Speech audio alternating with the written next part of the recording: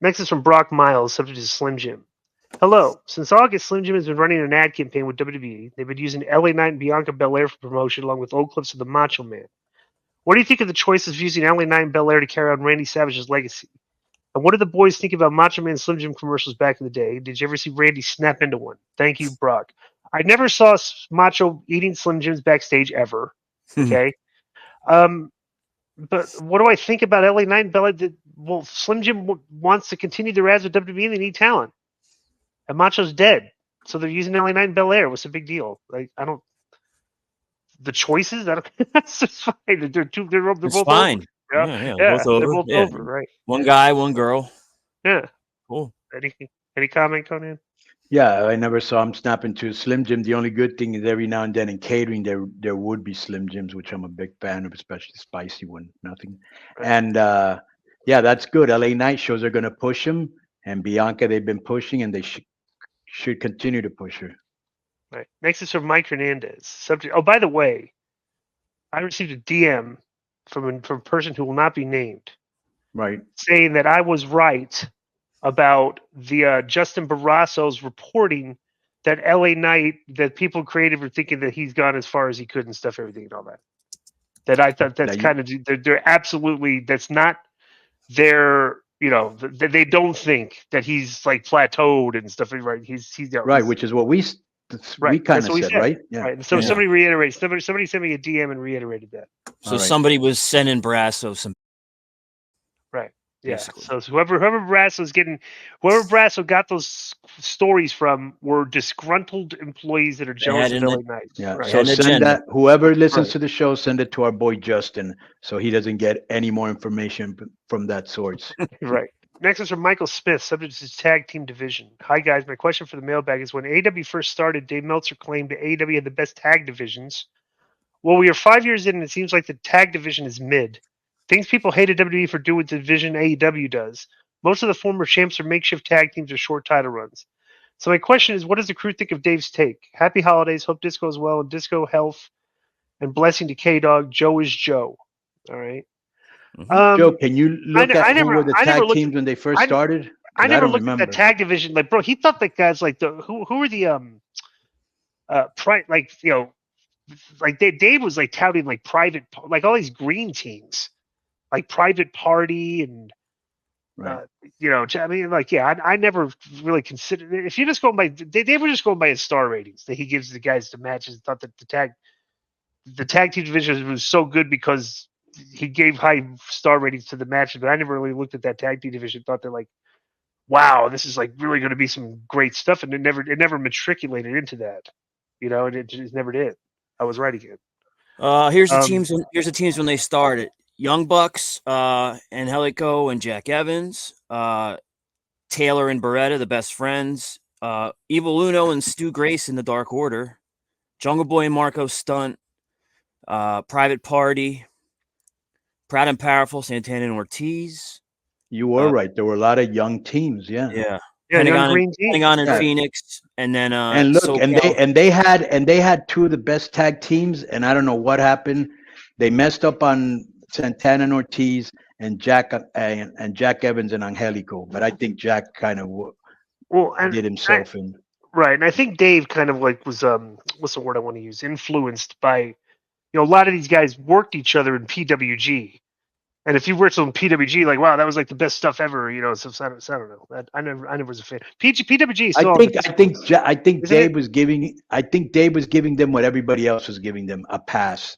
Like they're new. Let's get behind them. Let's not be haters. It's not what WWE was giving us. They're giving us what we want, and that was kind of the you know what I'm saying? Right.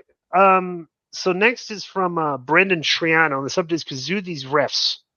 What's good? It's the mayor of K100. The live Q&A was dope, and I hope to be a part of more in the future. Conan officially pointed me, mayor, got my haters punching air. Hold that L, Mike Holder and Fred, whatever your name is, from Ebony and Ivory One Hit Wonder podcast, sounding like some off-brand body wash.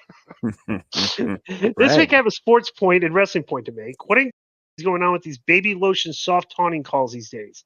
Josh Allen got fined almost $11,000 for pointing at a player he shouldn't in a play, soft. The NBA is calling techs out dudes just for staring at a player after he dunks on them. Soft. Very true. The refs all need to be endlessly kazooed to oblivion. Your thoughts on this issue? My wrestling point is how.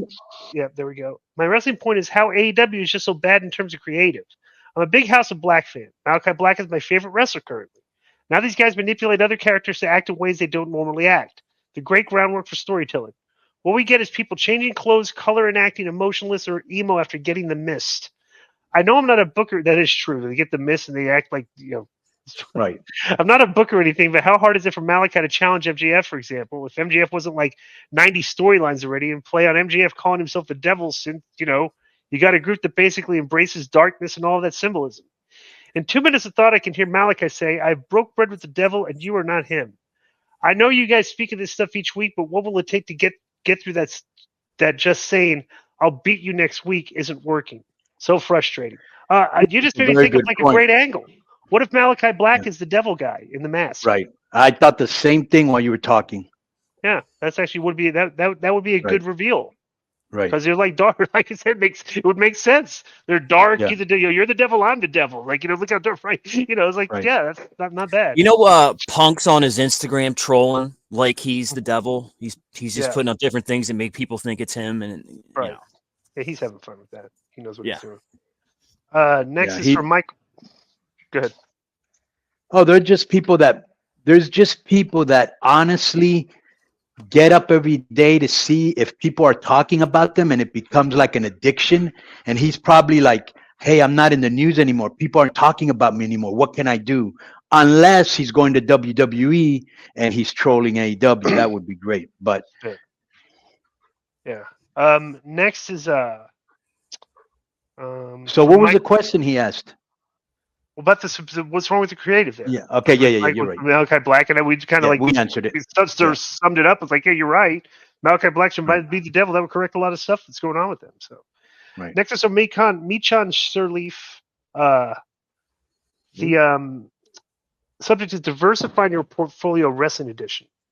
K100 crew, what's going on? Eric Bischoff brought up some really good points following up on the recent developments involving the CW network and the recent agreement to acquire the rights to NXT in 2024 after the colossal self-inflicted wound that torpedoed the NWA deal that was all but signed.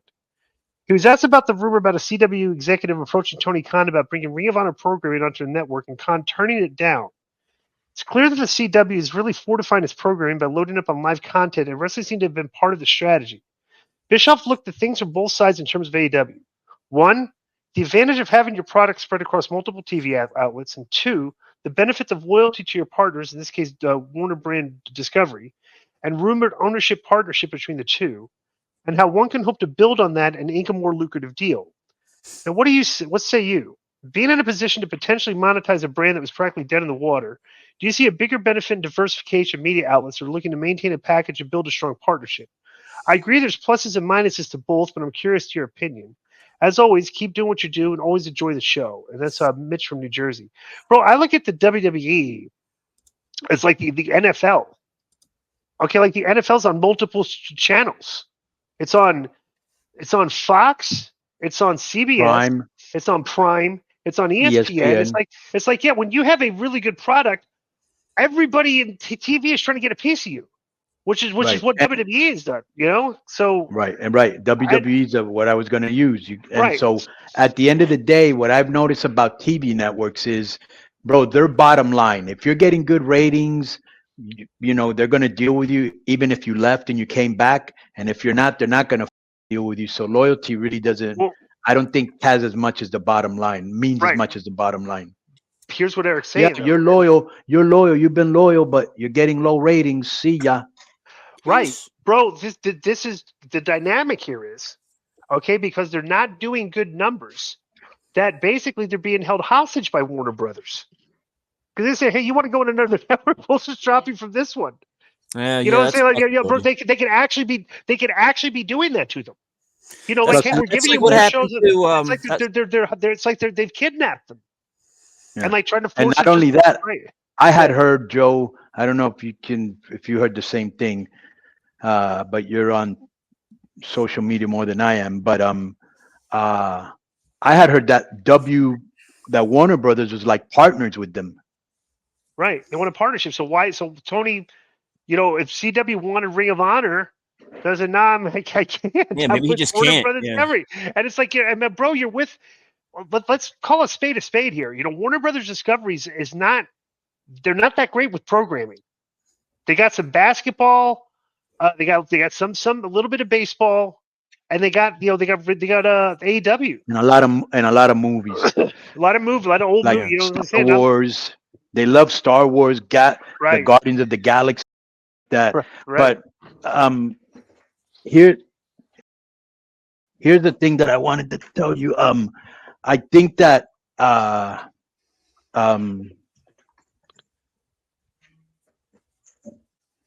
what was I gonna tell you? I think that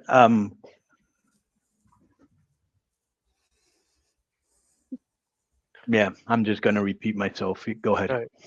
Next is from Jared Smith, and the subject is Conan versus. Go ahead. Do you remember now? Yeah. No. There was something here that Eric had. Okay, go ahead. Right.